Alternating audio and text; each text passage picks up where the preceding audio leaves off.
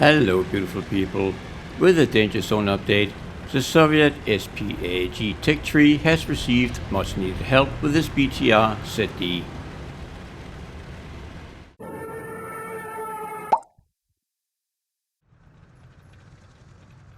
The Soviet tech tree has some hits and misses in the SPAAG area for the lower ranks, but at rank 3 it is particularly bad when it comes to SPAAGs being able to perform their main duties as pure anti-aircraft vehicles.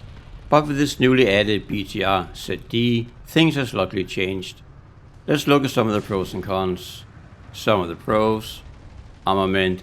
The ZD is equipped with twin fast-firing 23mm cannons. The cannons have good muzzle velocity and are able to use 3 different kinds of belts, but only 2 different kinds of ammo. High explosive and armor piercing, but that is really all you need anyhow.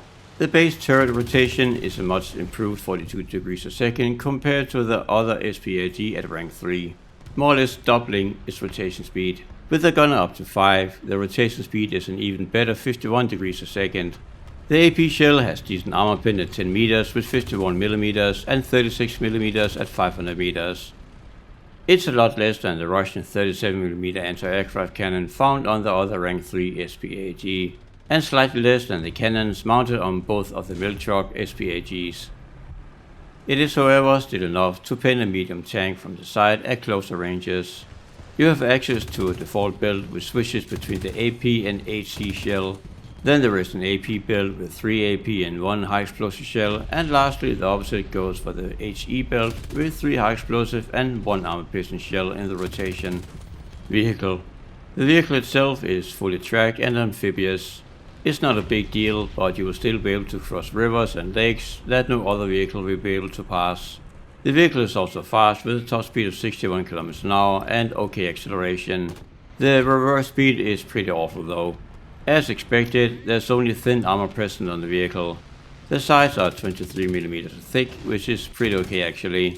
The lower front plate is 32mm thick and the top just 12mm. So every strafing attack from aircraft equipped with 12.7mm machine guns and higher will go straight through it. Crew. The ZD has a large crew with 6 people, so there's a good chance to keep the vehicle alive for some time in that regard. Smoke launchers. The ZD is one of the only few SPAAGs equipped with smoke grenades. The vehicle has 4 launchers, using 2 at a time. NVG. The ZD is a vehicle produced in the late 70s and is equipped with night vision. PolMG. The driver has 2 light machine guns he can control. They are barely usable, but can be used to destroy a fence or maybe mark a target with in front of you in case of your gunner has been taken out. ESS. Added to the bonus of smoke launchers is the ESS system. It's the same system as found on the PT-76. It produces a smoke screen by injecting fuel into the engine exhaust manifold. And some of the cons. Ammo pool. The total ammo pool for the 2 cannons are just 500 shells. That may sound decent, but it's just 250 for each cannon, and with a high rate of fire with 800 rounds per minute, the ammo goes very fast. Reload speed. There's a lengthy reload time between the belts with a base of 13 seconds, and it's something that needs to be taken into consideration. Gun crew. The gun crew is located on top of the vehicle with no protection whatsoever, not even a small gun shield.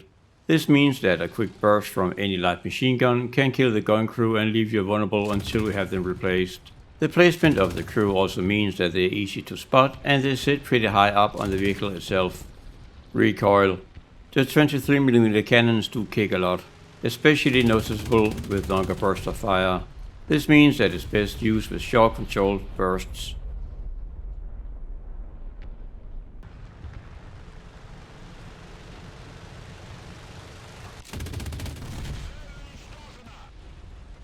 As I started out saying, this vehicle was sorely needed for rank 3. At rank 2, the other Soviet SPAAGs were okay for their primary role, but they were rank 2, meaning that you cannot get credit using them for the second daily task, special task or for events.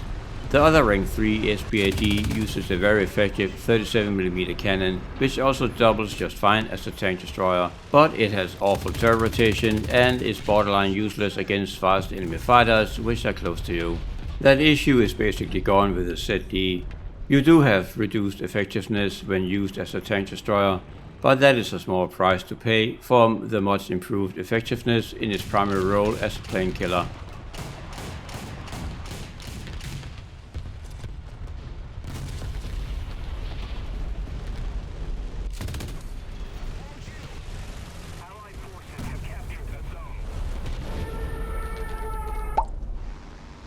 It is of course not all sunny days and Soviet red unicorns. The gun crew has no armor protection at all and is easily killed with a short burst of a light machine gun.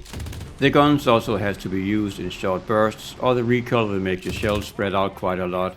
Not using the cannons with longer bursts over a long period of time also has the added benefit of conserving the sparse ammo. Now the shell spreading out at range is of course not all bad, since even a stray shell can destroy a plane. And speaking of, just 1 or 2 hits with a shell from the 23mm cannons is enough to down a plane.